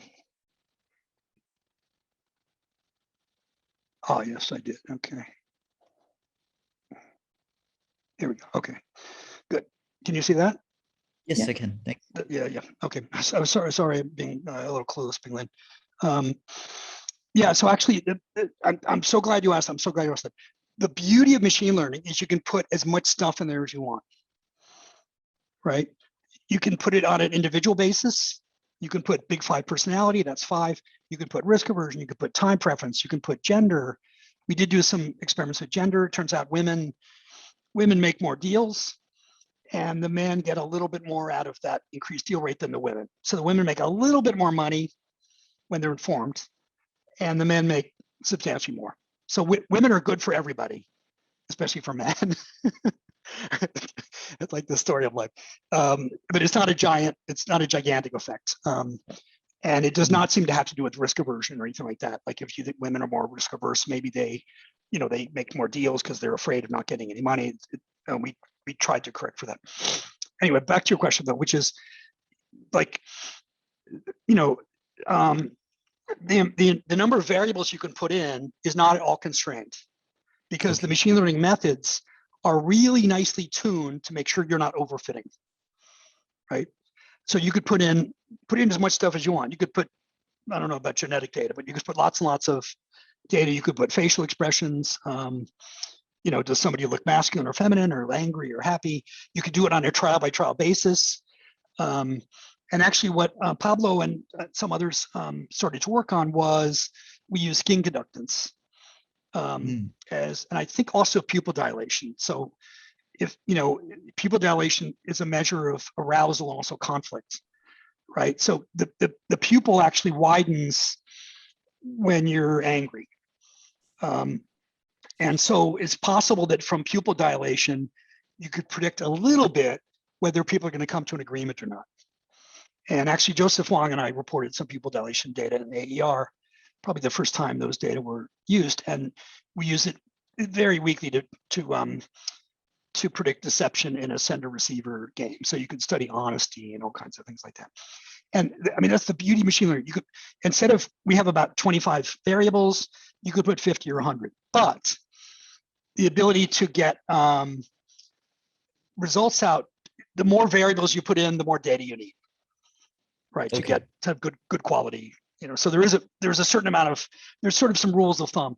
This is very baby machine learning, by the way, compared to what my colleagues in computer science work on. So we basically wanted to show exactly for people like you, like, you can put a lot of variables in and then the lasso will guard against false positives pretty well. The other, since we have a bit of time and your question was so helpful for me, the other reason we got interested in this was in the history of experimental economics. I think some of you, including Yetta, will remember, and Tim Kaysen, who, if he's here still, until about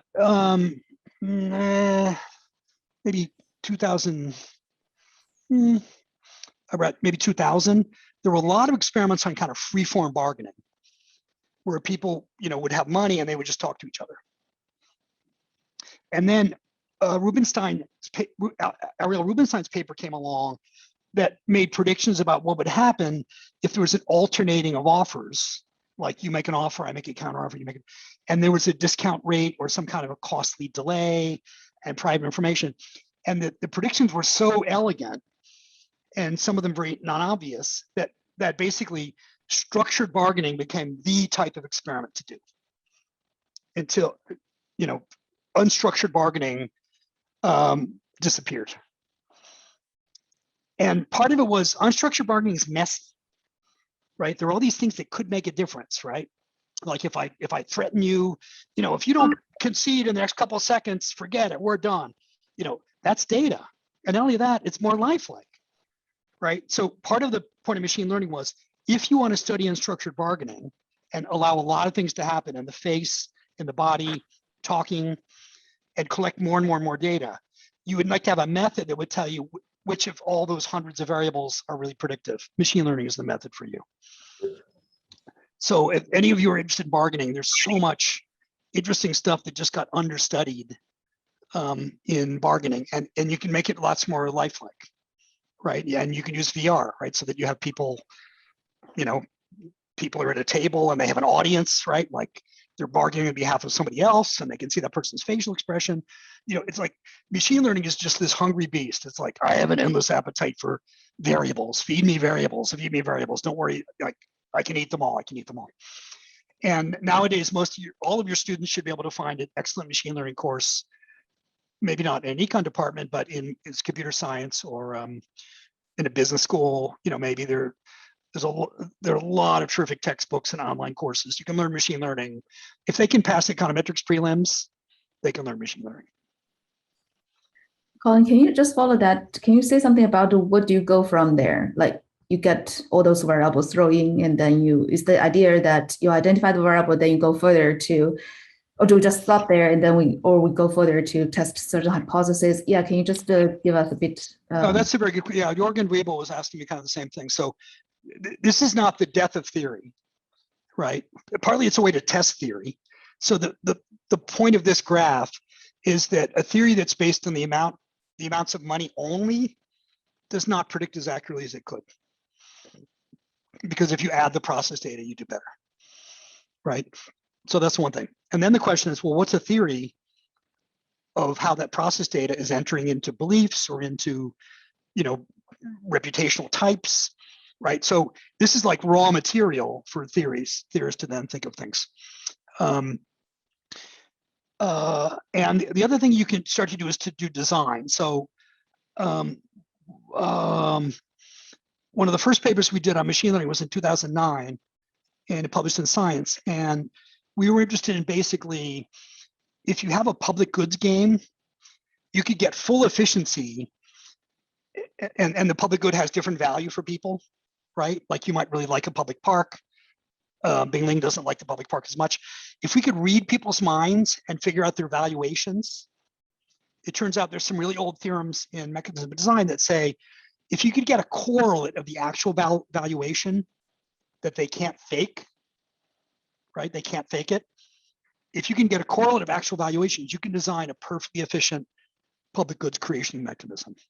It's some old theorems I didn't know about by Rennie, McAfee, and Kramer, McLean. Those of you who know, if you have some hardcore mechanism design people, I think you'll know what I'm talking about. We just learned about it from John Ledyard. So these collaborations, you get wizards of all kinds doing all the hard stuff for you. And so you could use, if you can use these variables to predict and people can't fake them too easily, then you can also design improved mechanisms. And like I said, there's only one paper that did that in 2009. It's prominently published, it gets cited a lot, and that used fMRI. I mean, I actually didn't want to start with fMRI. I thought we should start with something simpler like psychophysiology, or like show people pictures of different public goods and see, how much their pupils dilate or something like that. But my colleagues wanted to start with the hard part.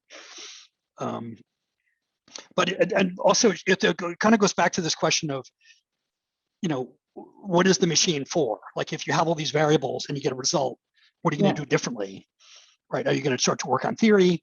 Are you going to design things? Are you going to use it to?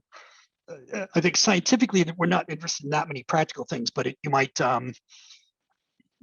use it to train bargainers or to identify people who are extremely good, or something like that. So there does need to be a tight. This work it's not that easy. But when I say you can do it, I mean you can do it. But there's a lot of setup costs. Publishing sometimes is very difficult. This machine learning paper got rejected AER and rejected GEB. And can you tell us a bit what is the rejection? Yeah, they have. What is actually, early on, the biggest problem was we submitted this originally around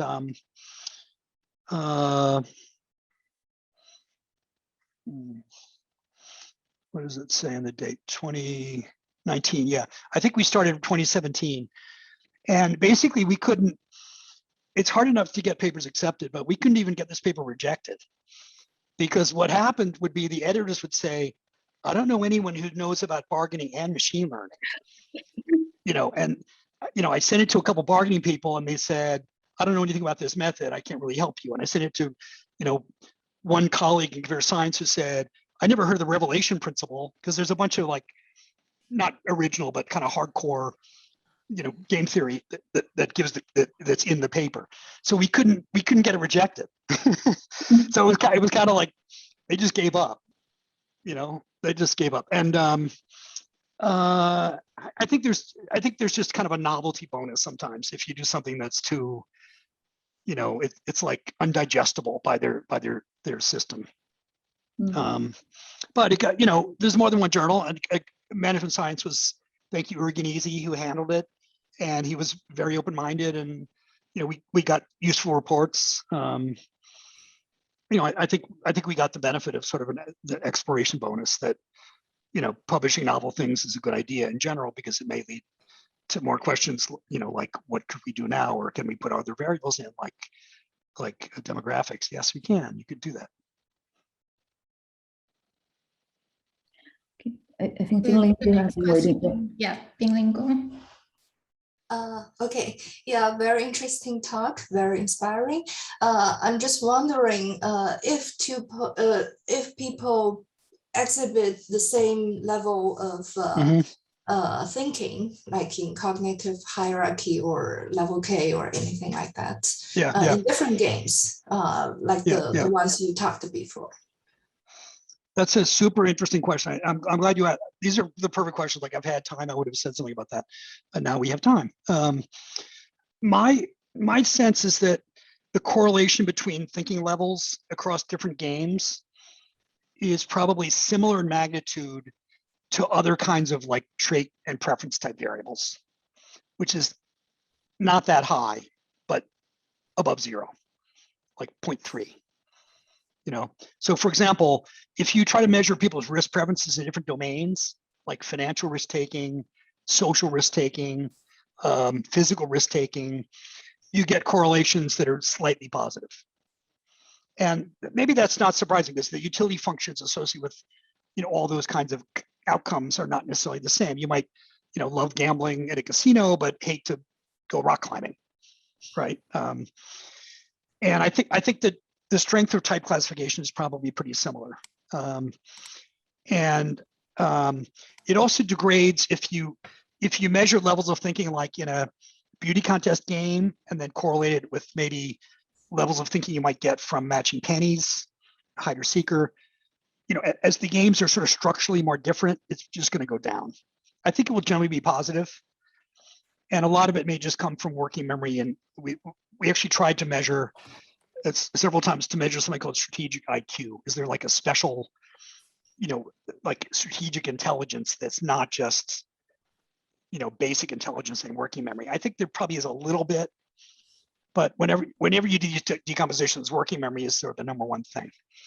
To tie into Urta's question, there is a large amount of neuroscience on what's called theory of mind or mentalizing. And there are likely to be noticeable human differences in the ability to mentalize, to kind of imagine what another person is going to do and kind of out-predict them, whether it's a game of poker or trying to pick out a movie and hoping that your spouse likes the movie you picked out because you're kind of simulating your prediction about their preferences or something like that. And one more thing about that. So there is a paper by P.J. Healy, Roberto Weber, and a third person. I'm sorry, I can't remember his name. And they try to estimate levels from a bunch of very different games, and they get really low correlations. And so, and I think they wrote the paper way too aggressively. And I told them that, but you know, it's their paper, and that's one viewpoint, which is that these levels are really uneven. You know, for an individual person across games, they're really not highly correlated. So if you want to know more about the answer to that question, you should read their paper, because they have one answer. And the second thing is, in the Alui and Penta paper, which tries to endogenize how many steps of thinking you do, roughly the way it works is you do like 2 steps of thinking, and then you kind of peek ahead and say, if I did another step, could I get a lot more without actually doing the step, right? You just, it's like a preview. And the answer might be no, right? So then you stop at level 2. Or the answer might be, there's a big potential payoff from doing a 3rd step, and there's an implicit cost, so I should do a 3rd step. And so if you think about games, we could change the game in subtle ways so that the optimal thinking level derived from their theory is different. And so that's an argument why a single person, if they're choosing their thinking level game by game by game to reflect this kind of cost-benefit trade-off, like they're capable of 3 steps of thinking, but it's just too costly, it's not worthwhile, right? Like in the beauty contest game, you know, pick 33 or 22. Why do infinitely many steps of thinking? Go to 0. It's too costly, and you're going to lose, right? So that's an argument that the same exact person playing different games will not have the same thinking level if it's endogenous. So I think that's a big paper to be written about take the Alui Penta framework, because that gives you a good reason to think it would not be very consistent across games, and then just experiment up a storm. And you don't have to buy a machine. You can just you just have to read a difficult paper and figure it out.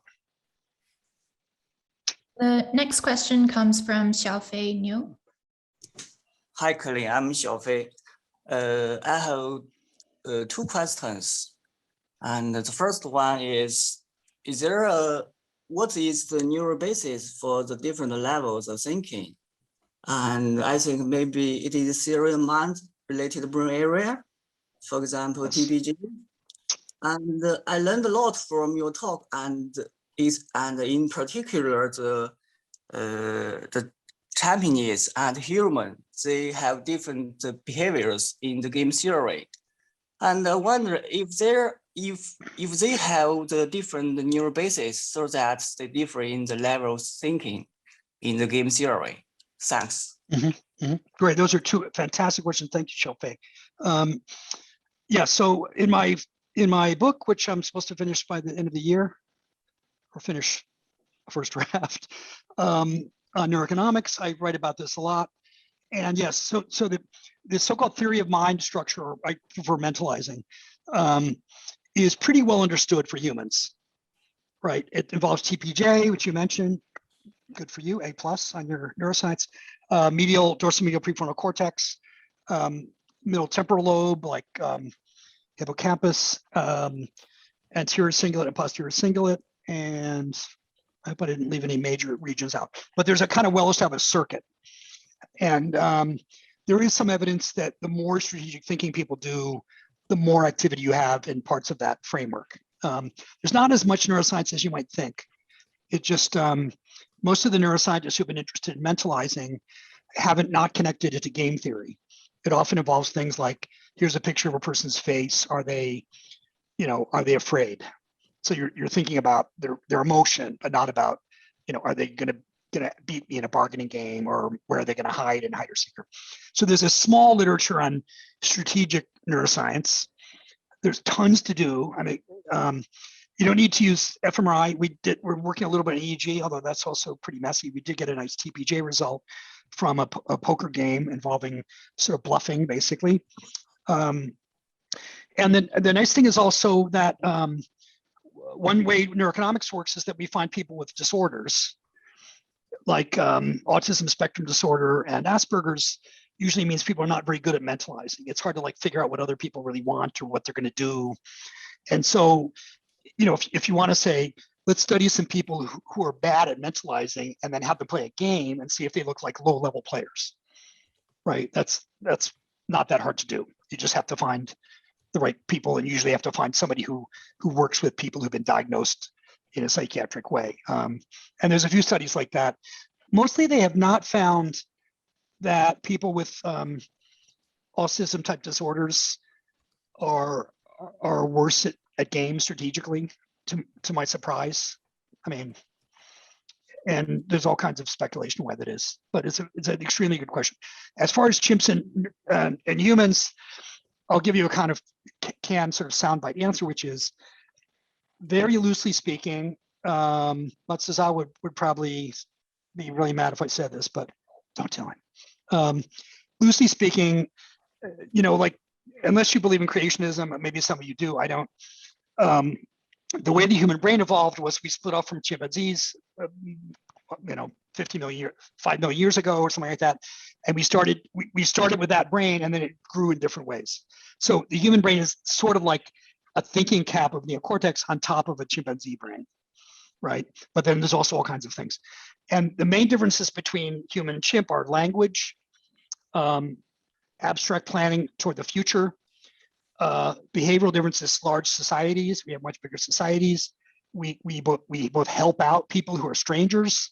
Like, you might read something on the internet and then send $1,000 to GoFundMe for some person far away. Like, chimpanzees would never do that. But we're also much more aggressive and violent. Like, we can wipe out entire groups of people with a bomb, which chimpanzees don't. There's a big, interesting debate in primatology about whether any animals other than humans have substantial mentalizing theory of mind ability. And it turns out to be kind of hard to adjudicate. It's hard to agree on, like, the killer experiment.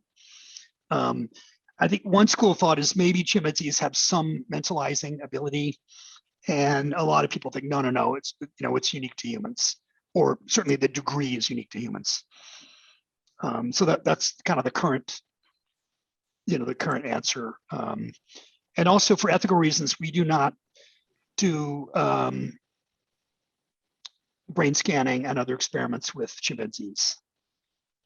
So the ability to understand their neural basis of their behavior is a bit limited compared to most of the animal. If you see any animal fMRI studies with apes and monkeys, they're going to be macaques or bonobo or cotton-top tamarin. You know, there's a bunch of species that are, you know, they go way back in the family tree for humans. Okay, thanks, Colin. Just had a quick related question. Are there any studies looking at chimpanzees playing games with humans and if they behave differently? My prayers have been answered by an angel. Thank you for asking that question. Chris Martin is now working as quite a few primatologists work in zoos. So almost every major zoo has a few PhDs or master's students who take care of the animals. They make sure that most zoos have most zoos have an ethical obligation and an agreement with some kind of level of government to take care of the animals, like you would in a hospital with patients almost. So they have to do what's called enrichment. Like if you go to the LA Zoo, you can see the chimpanzees they have on these rocks, and then they go in the back, which is like essentially the basement rec room for your kids, or the play yard, and they have these tires and ropes, and they swing around the tires and ropes, and that's their play area. And the idea is you have to make sure that all the animals can do something that's lifelike, that's equivalent to their play, as well as how you feed them and all these other things. Right, okay. Why am I telling you that? Because Chris has trained 4 or 5 orangutans. Those are the orange ones you saw. Those are also very interesting species, Pongo, you know, closely related to humans, but not as close as chimpanzees. He's trained a bunch of them to use these touchpads also, and gorillas. And so the following could be done. You could go to a zoo. If it's like the LA Zoo, there's a big, thick plexiglass between the chimpanzees and the humans. And the reason is sometimes the chimpanzees will put on like a threat display. They did it to me when I went to Nagoya. I went into this area where they have this plexiglass, and the chimpanzees come from like a tunnel, and they drop down into it from another floor. And I walked in, I guess I looked, you know, despite my lack of hair, I looked threatening to the chimpanzees. You know, I guess right? And one of the chimpanzees came over, running over like 6 or 8 feet, slamming into the plexiglass. It was really scary. It was really scary. And so we are wimps compared to them. Even a smallish chimpanzee, probably even the babies, maybe 50 pounds, could kill you in 5 seconds. It's just like a kung fu movie. They're really, they're animals. You know, they're very powerful. So you have to have the plexiglass, right? So every zoo knows that. But what you can then do is you could have an iPad on the human side of the plexiglass and an iPad on the animal side. And except for the animals destroying the iPad for fun, which you'd have to worry about, right? I think they could probably get around that, but not sure. There's no reason you could take the software setup we had in Nagoya, which was 2 touchscreens next to each other. Those were not iPads. Those were touchscreens like built into a, you know, with a very thick glass, right? And instead of the 2 chimpanzees playing right next to each other, you know, with nothing in between, you could have a chimpanzee, plexiglass, and somebody who came to the zoo. And the beauty of it is, who's going to win? Chimpanzees versus humans. I think the chimpanzees would win in hide or seeker. Orangutans, I don't know. Gorillas. And the cool part is it would count as enrichment, right? Because the animals are doing something kind of fun that's a little bit, and humans would love it. So I keep telling Chris, like, you know, I'll put up a bunch of money, like seed money, to get a big grant to try to do this in a zoo. So it's feasible. There is a lot of things you have to worry about, like the technology, like breaking the glass, and you know, little kids crying if their mom gets angry at a chimpanzee because they lost. Like, you know, it's an extremely interesting question. Extremely interesting. So we have a question from Mao Liang Yi, who asks, what kind of neuroecon studies, for example, using EEG, TDCs, eye tracking, can be welcomed by mainstream economics journals? Well, I'm not an editor of a journal, and I'm not on any editorial boards. So you should ask them. But I'll tell you my guess from, you know, from reviewing papers, and I talk to people about this a lot. Most of the journal editors say, that includes AER, QJE, say, in principle, we would love to publish a paper like that, and we wouldn't have any problem with it. But we need to be able to get it like reviewed by people we have some confidence in, right? Like that was a problem for machine learning for us. Number one. And number two, you have to show that you're really contributing something to economics, like by itself. You know what I mean? It's not just like, oh, look, we scanned the brain when people were, you know, making choices between money in the future to estimate their discount rates, and the discount rates in this area of the brain. They might like that, they might not.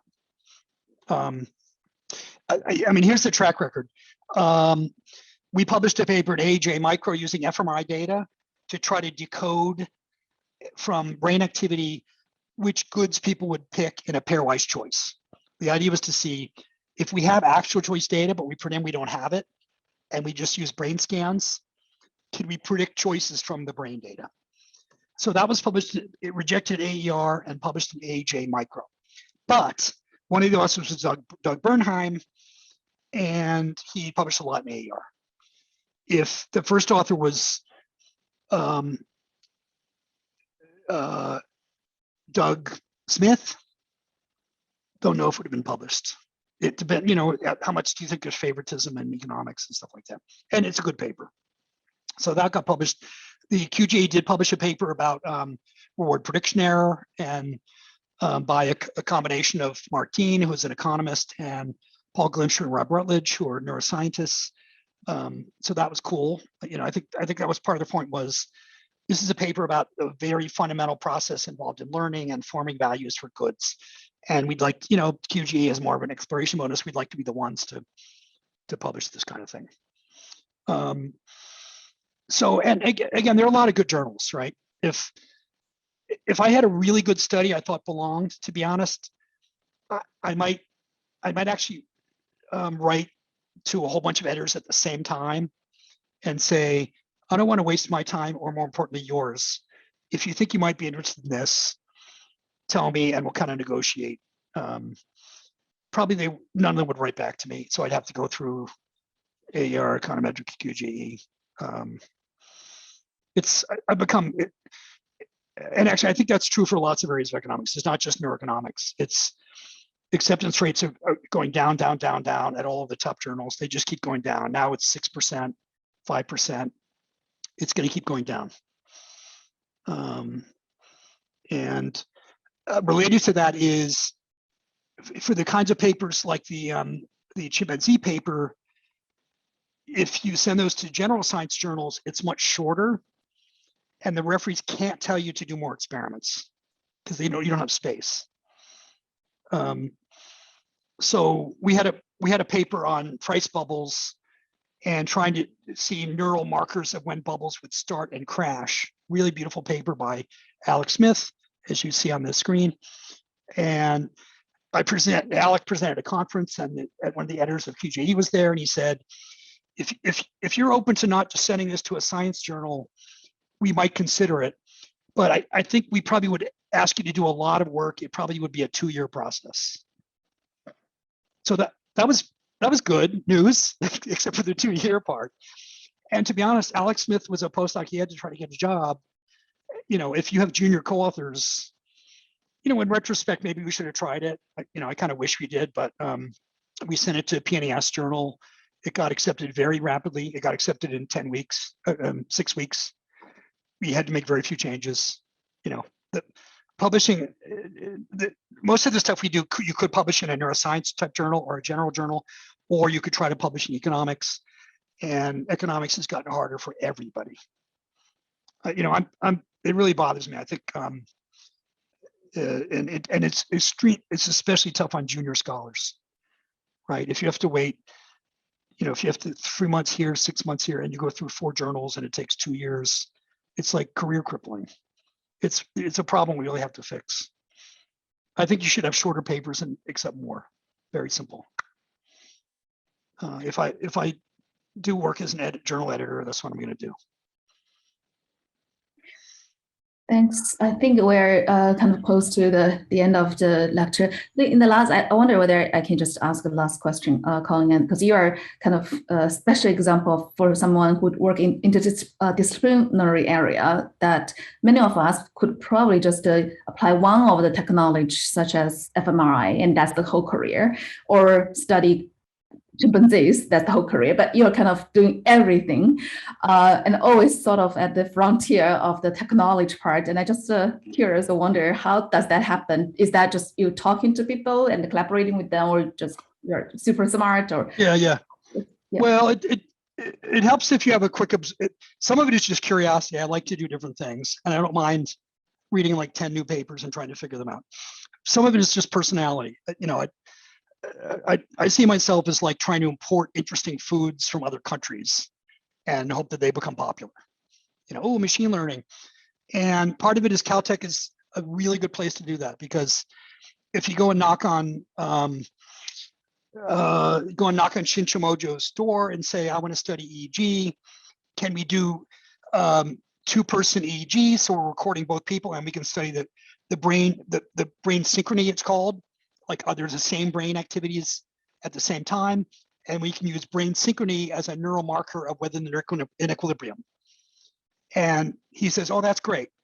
Let's write a grant. I'll write about EEG, you write about game theory, we'll try to get some money, or, we'll get some, now we have a fancy center. Thank you, a center. Thank you, Chen Cao and Chrissy Chen, for giving us extremely generous center.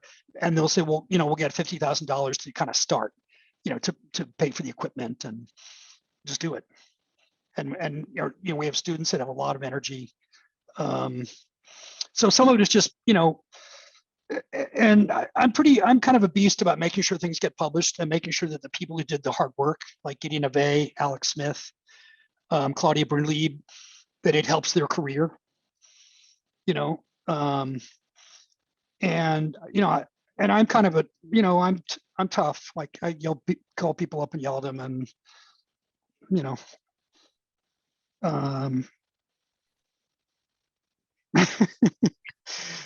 I think it helps being a real economist, because I often think when we think about project management, we spend quite a bit of time on organizational design, like who's going to do what and who's promising what, and if that person disappears, what's going to happen then, and when you're working in these big teams, the project management is really important.